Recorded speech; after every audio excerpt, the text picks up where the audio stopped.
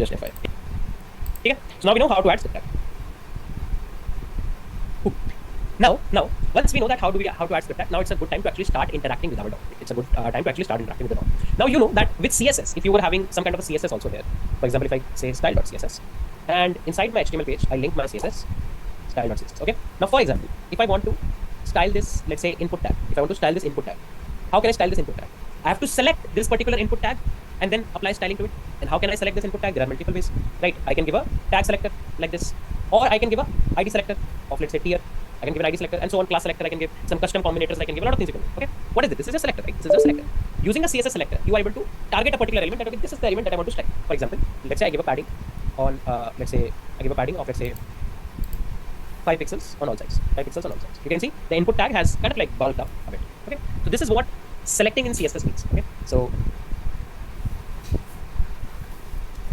how to select or target elements using CSS. Okay, we know that using CSS, if we want to target / select an element, we can use class selector, ID selector, tag selector, etc. Okay, in CSS we know how to use it. Something like this. Something like this. Okay, this is how we do it in CSS. And you can have a class selector as well. You can have a tag selector as well, and so on. Now, to target an element in JavaScript, also we can take help of these tag names, IDs, and classes. Okay, so in order to select an element or target an element using JavaScript, you can use these tag names, ID names, and class names, and that's where our first function comes into the picture. And that's where the first function of DOM manipulation comes. Okay, so we are talking about document.getElementById. Okay, this is the first function, document.getElementById. Now, don't you think that the name itself is suggesting something? Get element by ID. That you want to target an element, you want to select an element, you want to get an element by what? By its ID, right? So, as the name suggests, get element by ID helps you to target a particular individual element using the ID attribute of the HTML element. Okay, individual HTML element by using the ID attribute of the HTML element. But before I move on to this particular function, you might be thinking, okay, get element by ID makes sense, but what is this document? Like, what is this document dot? So this document is kind of like a global. Okay, so let's talk about this. A very important global object. Document. So browsers provide us a very important object which is globally present everywhere in the browser's JavaScript, called as document. Okay, so the first important thing is that this is an object. Now, this object helps us to access the DOM. This helps us to access the DOM. If I just say document, if I just write document and press enter, can you see what it is showing us? It is showing us the whole HTML that is being rendered when I say that. Okay, so this object has access to the HTML and contains a lot of methods using which we can manipulate the DOM. Okay, you can see if I just print the document object, what are you getting? You are getting the whole HTML part printed directly here. So this document is a special global object. Global object means this is available, this is accessible everywhere. So this is something important, right? That this is a globally present everywhere, right? Globally present, right? Globally present everywhere in the browser JavaScript, called as document. Okay, cool. Now this document, if I show you, if I say document dot, you can see there are a lot of functions. All anchors, append, child, applet, PG color, body. You can say a lot of functions and properties are there. Some of these are functions, some of these are properties. Okay, so you can say it contains a lot of methods and properties using which we can manipulate the DOM. And one of these functions only is get element by ID. You can see if I just clear it out, and if I say document dot get element by ID, can you see there's a method called as get element by ID. Okay, and if I press a tab, you can see it completed, and it already shows that it's a function. Okay, it's a function. This function takes one argument. This function takes one argument, which is the ID of the element that you want to select. So for example, if I give the ID as tier, if you carefully see inside our HTML page, what is the ID of this particular input tag? Tier. Okay, so if I give the ID as tier, document dot get element by ID, it's a function. Inside the parenthesis, I give tier, and if I press enter, can you see what it is returning? It is returning me that element which is having ID equals to tier. So it's going to recursively pass the whole DOM tree, because DOM is a hierarchical structure, it's a tree. So it's going to recursively pass the whole tree and check which element is having the ID as tier. And the moment it finds an element with ID as tier, it returns us that element, and hence you can see we are getting this input tag being returned to us. This is very, very important. Okay. So when you say document has access to the whole current HTML page. So what's our HTML page? Index.html. It will be having access to our whole HTML DOM, current index DOM, right? Index.html DOM. And then on this document object, there are a lot of functions and properties. One of the functions is get element by ID. It takes an argument of the name of the, or I would say value of the ID of the element you want to select. And the moment you pass it and press enter, you will be having access to the whole input element on there. Okay. So for example, you can say document.get element by ID here. Document.get element by ID here. Okay. The above piece of code will help you to select the element whose ID is here. Okay. This is something that you have to keep in mind. Okay. Make sense, everybody? Is this point making sense?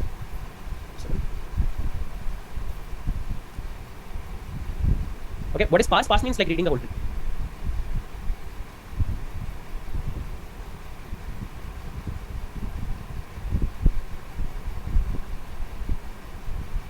Any questions with the first function is? Any questions with the first function? Okay. Now, what we can do is we can start using this particular method here. Okay. So let's say if I say const here input is equals to document.get element by ID here. Okay. Right. And if I say console.log here input, save it. You can see our input tag is being printed here. Now, this HTML element that we are getting access to inside our JavaScript possesses a lot of more properties. For example, if I write this same line here, if I say x is equals to this, and if I say x dot, can you see? There are a lot of properties that are technically coming up. See, on this input tag, there are a lot of attributes and properties that is technically coming up. One of those is value. If I say x dot value, can you see it's coming as empty? Whereas if I write something here, if I say strongest Avenger, okay. And now if I say x dot value, can you see it is coming as strongest Avenger? If I let's say put an exclamation mark here, and if I again do x dot value, I get a strongest Avenger here. Can I see that? So with what's the crux of the story? The crux of the story is that when we get this element by using its ID on this particular element, we have a lot more properties. One of the properties is the dot value property. Using the dot value property, you can actually get what has been written inside this particular input tag. Okay. So if we save this element in a variable, and then on that variable try to access the value property, we will get whatever has been written inside the corresponding element. Whatever has been written in the corresponding element. Okay. Now, interestingly, let's say if you see the submit button, let's say for the submit button I will give the ID as submit. For the submit button also I'll give the ID as submit. Okay. And if I say x is equals to document, x is equals to document dot get element by ID, and if I say submit, okay, we have the submit tag. And if I say x dot value on this, can you see x dot value is coming as submit? Why? Because the text written here is submit. If instead of this being an input tag, this would have been a button. Okay, and inside this button we would have written click me. Save it. You can see now click me is coming up. And now again if I say get element by ID submit, and if I say let's say x dot value, now interestingly again the value is coming as submit. Now why is that? Because inside this button we have given a value attribute as submitted. So that's why it's not taking its text. If I remove this value attribute, save it, get it again.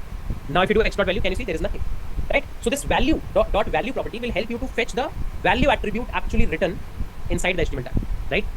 If I reintroduce the value, and say something, save it, and you do x dot value, you are getting something. But now you are having a question that okay, using the dot value property, we can get the value written inside the input tag or the value attribute given in the button or the submit tag, right? But what if I want to get the text? What if I want to get the corresponding text written inside the button? How can we get that?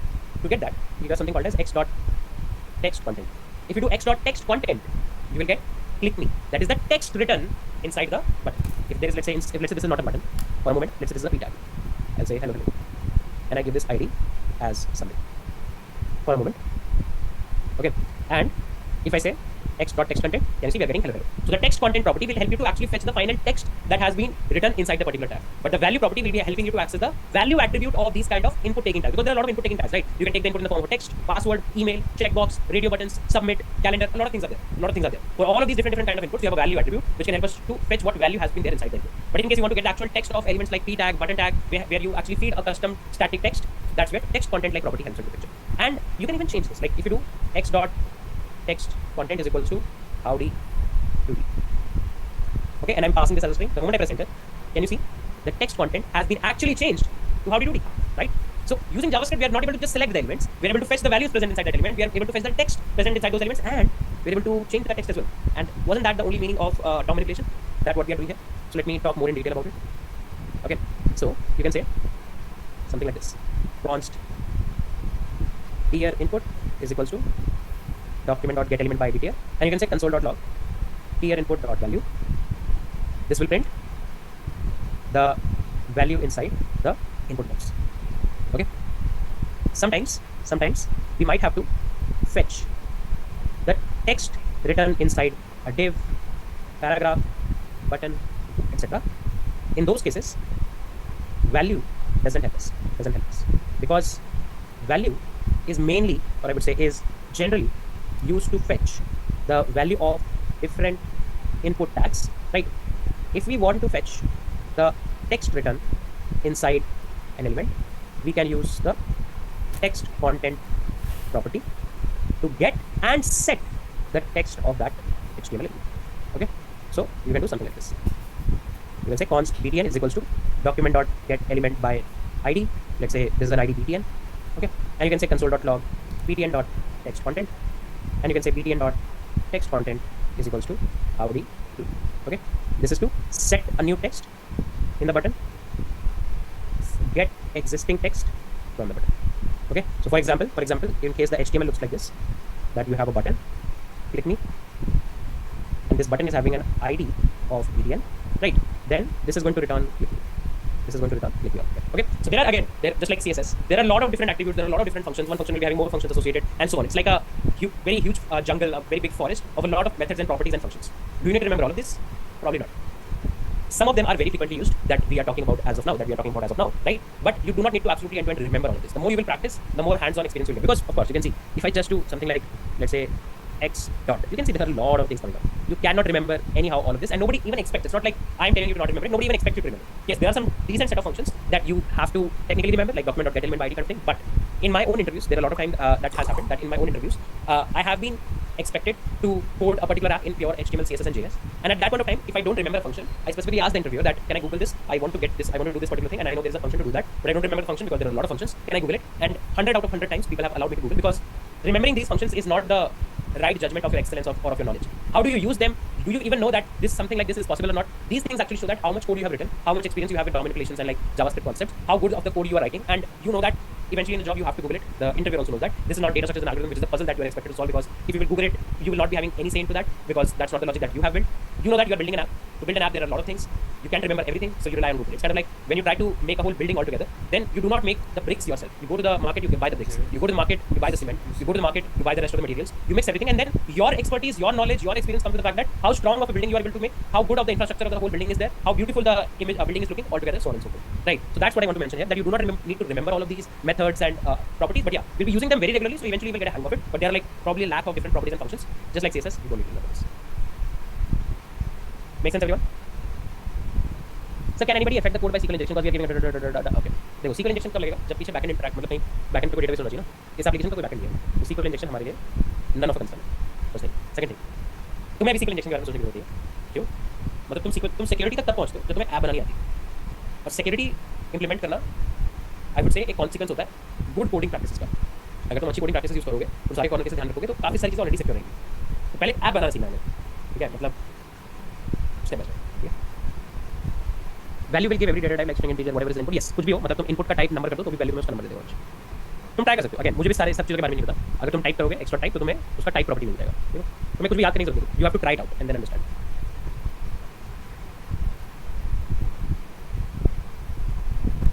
ठीक लगा sir?